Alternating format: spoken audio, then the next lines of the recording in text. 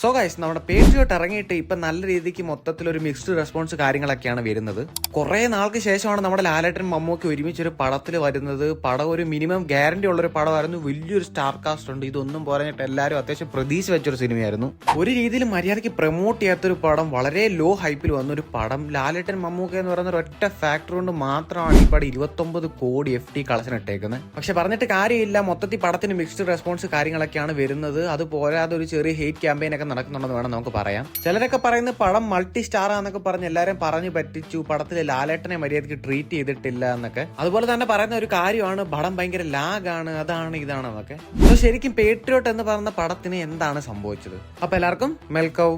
So guys, ആദ്യം തന്നെ ഒരു കാര്യം പറയാം. ഈ വീഡിയോയിൽ സ്പോയിലേഴ്സ് കാര്യങ്ങളൊക്കെ പറയുന്നുണ്ടായിരിക്കും. അപ്പൊ പടം കാണാത്ത ആൾക്കാരൊക്കെ ഈ വീഡിയോ കാണുന്നുണ്ടെങ്കിൽ നിങ്ങൾ ബെറ്റർ പടം കണ്ടിട്ട് കാണുന്നതായിരിക്കും. ഇല്ലെങ്കിലും കുഴപ്പമില്ല, സ്പോയിലേഴ്സ് പറയുന്നിടത്ത് ഞാൻ വേണമെങ്കിൽ ഒരു വാർണിംഗ് വല്ലതും തരാം. അപ്പൊ നിങ്ങൾക്ക് അത് സ്കിപ്പ് ചെയ്ത് വിടാം. സോ ഗൈസ്, നമുക്ക് വീഡിയോയിലേക്ക് വരാം. ആദ്യം തന്നെ പടത്തെക്കുറിച്ച് പറയുകയാണെങ്കിൽ പടം തീരെ മോശം പടമൊന്നുമല്ല. നല്ല ക്വാളിറ്റി മേക്കിംഗ് ഉള്ള പടമാണ്. കാരണം വേറൊന്നുമല്ല, 100 കോടിക്ക് വേണ്ടി പടത്തിന് ബഡ്ജറ്റ് ഇറക്കിയിട്ടുണ്ട്. അപ്പൊ എന്തായാലും നല്ല ക്വാളിറ്റി കാണും. ക്വാളിറ്റി കണ്ടില്ലെങ്കിലേ അതിശയമുള്ളൂ. അപ്പൊ നല്ല ക്വാളിറ്റി മേക്കിംഗ് ഉള്ള എന്തൊക്കെയോ പ്രശ്നങ്ങൾ റൈറ്റിംഗിൽ സംഭവിച്ചൊരു സിനിമയാണിത്. അതായത് ആസ് എ ഓഡിയൻ എന്ന രീതിയിൽ ഒരു രീതിയിലും പടം നമ്മളായിട്ട് അങ്ങോട്ട് കണക്ട് ആവുന്നില്ലായിരുന്നു. എന്നെ സംബന്ധിച്ച് പടം ഇടയ്ക്ക് കണക്ട് ആവും, ഇടയ്ക്ക് കണക്ഷൻ പോവും, അങ്ങനെയായിരുന്നു സംഭവം. അതുപോലെ തന്നെ എനിക്ക് തോന്നി വേറൊരു കാര്യമായിരുന്നു ഇമോഷണൽ കണക്ഷൻ. ഒരു രീതിയിലും പടം ഇമോഷണലി നമുക്ക് കണക്ട് ആവുന്ന പോലെ എനിക്ക് ഫീൽ ചെയ്തില്ല. ലൈക്ക് ഈ പടത്തിൽ ഈ കോർപ്പറേറ്റ് കമ്പനിക്കെതിരെ സംസാരിക്കുന്ന ആൾക്കാർ മരിക്കുന്നുണ്ട്. അതുപോലെ തന്നെ ഈ പടത്തിൽ വിക്ടിംസിനെ കാണിക്കുന്നുണ്ട്. ഇവരാരായിട്ട് ഒരു കണക്ഷന് തോന്നുന്നില്ലായിരുന്നു. എസ്പെഷ്യലി വിക്ടിമിനൊക്കെ ആയിട്ട് ഒരു രീതിയിലും ഒരു കണക്ഷന് തോന്നുന്നില്ലായിരുന്നു. നിങ്ങൾക്ക് എന്താ ഇമോഷണൽ കണക്ഷനെ കുറിച്ച് തോന്നി എന്നുള്ള കാര്യം ഉറപ്പായിട്ടും കമന്റ് ചെയ്യുക. എനിക്ക് ഒരു രീതിയിലും പടം ഇമോഷണലി അങ്ങോട്ട് കണക്ട് ആവുന്നില്ലായിരുന്നു. അതുപോലെ തോന്നി വേറൊരു കാര്യമായിരുന്നു പടത്തിന്റെ ലെങ്ത്. ടോട്ടൽ 3 മണിക്കൂറോളം ഉണ്ട് ഈ പടം. ഇത്രയും ലെങ്ത് പടത്തിന് വേണ്ടായിരുന്നു എന്നാണ് എൻ്റെ ഒരു അഭിപ്രായം. ലൈക്ക് കുറെ സ്ഥലത്തൊക്കെ പടം വലിച്ചു നീട്ടിയ പോലെ ഒരു ഫീല് തോന്നി. അതുപോലെ തന്നെ തോന്നി വേറൊരു കാര്യമായിരുന്നു പടത്തിലെ ഹൈ മൊമെന്റ്സ് കാര്യങ്ങൾ.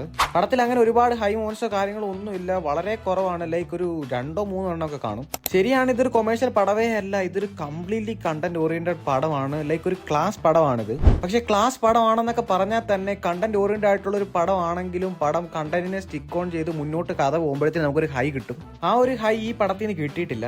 ലൈക്ക് ഇപ്പൊ നമ്മൾ മഹേഷ് നാരായണന്റെ പടം നോക്കുവാണെങ്കിൽ നമുക്ക് മാലിക് എടുക്കാം. മാലിക് ഒരിക്കലും ഒരു മാസ് മസാല പടമല്ല. ശരിയാണ്, ആ പടത്തിൽ കുറച്ച് മാസ് അടിക്കുന്ന പോലത്തെ ഡയലോഗ്സ് കാര്യങ്ങളൊക്കെ ഉണ്ട്. ബട്ട് എങ്കിൽ പോലും അതല്ലാതെ അതൊക്കെ മാറ്റി നിർത്തിയാൽ തന്നെ നമ്മൾ ആ പടത്തിന്റെ കഥയോട് സ്റ്റിക്ക് ഓൺ ചെയ്ത് കഥ മുന്നോട്ട് പോകുമ്പോഴത്തേക്കും ഓരോ കാര്യങ്ങൾ നടക്കുമ്പോൾ നമുക്കൊരു ഹൈ കിട്ടും. എൻ്റെ ഒരു അഭിപ്രായത്തിൽ ആ ഒരു സാധനം നമുക്ക് വളരെ കുറച്ച് പാട്രിയോട്ടിൽ കിട്ടിയിട്ടുള്ളൂ, അല്ലെങ്കിൽ കിട്ടിയിട്ടില്ലെന്ന് തന്നെ നമുക്ക് വേണം പറയാം. ലൈക്ക് ഞാൻ വീണ്ടും എടുത്ത് പറയുന്നത് മാസിനെ കുറിച്ചല്ല നമ്മൾ പറയുന്നത്. നമുക്ക് പക്ഷേ ക്ലാസ് ആയിട്ടുള്ള ഒരു സാധനം കാണുമ്പോഴും നമുക്കൊരു ഹൈ കിട്ടും. അതിപ്പോ എങ്ങനെ പറഞ്ഞു തരണേ എന്നുള്ള കാര്യം എനിക്കറിയത്തില്ല. ഇപ്പം കാണുമ്പോൾ ചിലവർക്കൊക്കെ അത് മനസ്സിലായി കാണും. മനസ്സിലായെന്ന് ഞാൻ പ്രതീക്ഷിക്കുന്നു. അതുപോലെ തന്നെ പടത്തിൽ തോന്നിയ വേറൊരു കാര്യമായിരുന്നു ഫാഫയുടെ ക്യാരക്ടർ.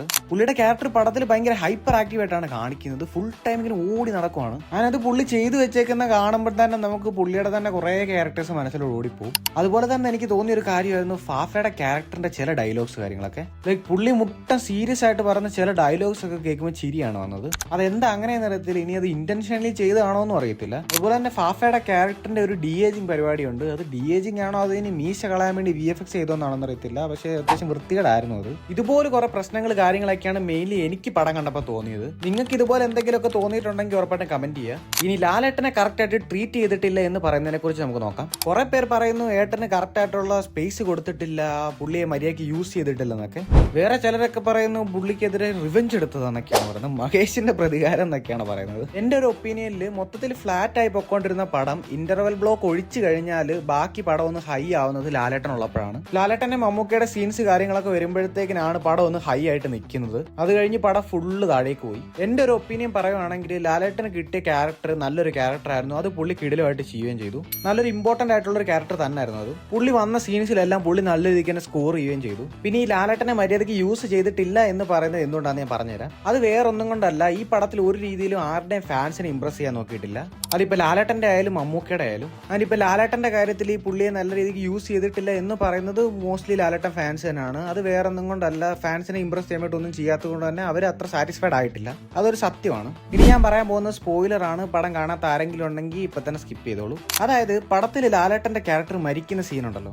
ലൈക്ക് ഇപ്പൊ അത് വെച്ചിട്ട് ഓരോ കമ്പാരിസൺ പോലൊരു കാര്യങ്ങളൊക്കെ വരുന്നുണ്ട്. അതായത് നമ്മുടെ ഒപ്പം സിനിമയിലെ പോലീസ് സ്റ്റേഷൻ സീൻ ഉണ്ടല്ലോ, ആ ഒരു സീൻ പോലെ ലാലേട്ടൻ ഫൈറ്റ് ചെയ്യുന്ന രീതിയിലോട്ട് ആ ലിഫ്റ്റിലെ സീൻ മാറ്റായിരുന്നെന്നാണ് ഇവർ ഉദ്ദേശിക്കുന്നത്. ഇത് ഞാൻ ഏറ്റവും സിമ്പിൾ ആയിട്ട് പറഞ്ഞുതരാം. ആസ് എ ഫാൻ എന്ന രീതിക്ക് നിങ്ങൾ മോഹൻലാൽ എന്ന് പറയുന്ന സ്റ്റാറിനെ സ്ക്രീനിൽ കണ്ടിട്ട് നോക്കുവാണെങ്കിൽ അത് ശരിയാണ്. ലൈക്ക് ഇപ്പൊ ആ ലിഫ്റ്റിനുള്ളിൽ കാല് വയ്യാത്ത ലാലേട്ടൻ 10 പേരെ അടിച്ചിട്ടാലും ആരും ഒന്നും ചോദിക്കത്തില്ല. കാരണം അത് ചെയ്യണമെന്ന് ലാലേട്ടനാണ്. പുള്ളി അത് കൺവിൻസിംഗ് ആയിട്ട് ചെയ്യുകയും ചെയ്യും. പക്ഷെ നിങ്ങൾ മോഹൻലാലിനെ മറന്നിട്ട് ആ സിനിമയിലെ ക്യാരക്ടറിനെ കുറിച്ച് ചിന്തിക്കുക. ഒരു കാലില്ലാത്ത ഒരാളാണ്, ആളുടെ ഹെൽത്ത് ഒക്കെ മോശമാണ്, ആളൊരു മെയ്ഡാണ് നോക്കുന്നത്, അതുപോലെ തന്നെ ആൾക്ക് അത്യാവശ്യം പ്രായമുണ്ട്.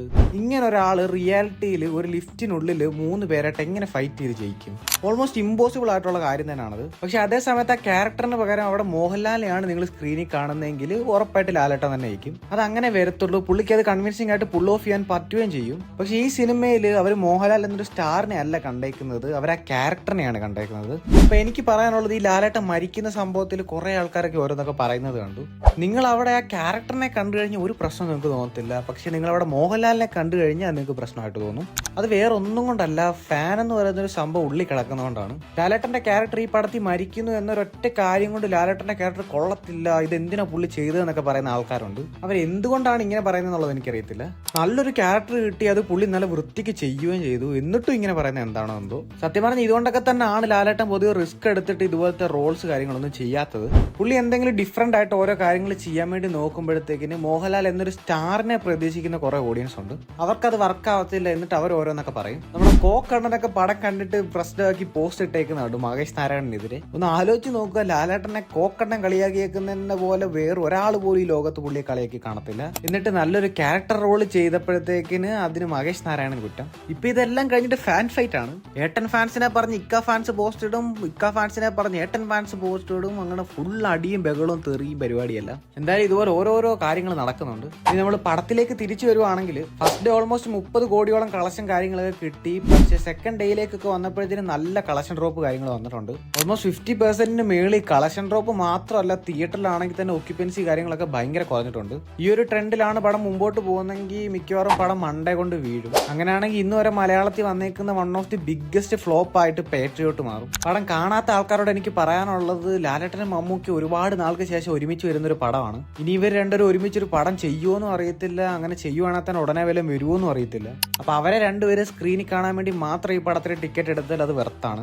സോ എല്ലാവരും തിയേറ്ററിൽ തന്നെ പോയി പടം കാണാൻ ശ്രമിക്കുക. തീരെ മോശം പടമൊന്നുമല്ല, നല്ല മേക്കിംഗ് കാര്യങ്ങളുള്ള, നല്ല ബീജം കാര്യങ്ങളൊക്കെ ഉള്ള, കണ്ടിരിക്കാൻ പറ്റുന്ന ഒരു പടം തന്നെയാണിത്. ഒരു 150 രൂപ മുടക്കി ടിക്കറ്റ് എടുത്തു കഴിഞ്ഞാൽ നിങ്ങൾക്ക് എന്തായാലും നഷ്ടം വരത്തില്ല എന്നാണ് എനിക്ക് തോന്നുന്നത്.